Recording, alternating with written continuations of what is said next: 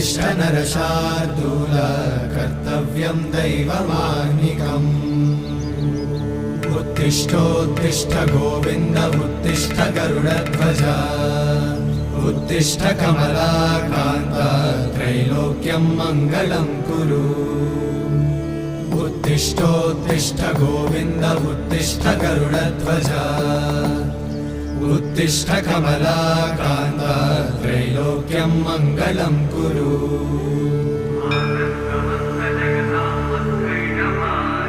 मातः समस्त जगतां मधुकैटभारे वक्षो विहारिणि मनोहर दिव्यमूर्ते श्रीस्वामि निःश्रित जनप्रिय दानशीले श्रीवेङ्कटेश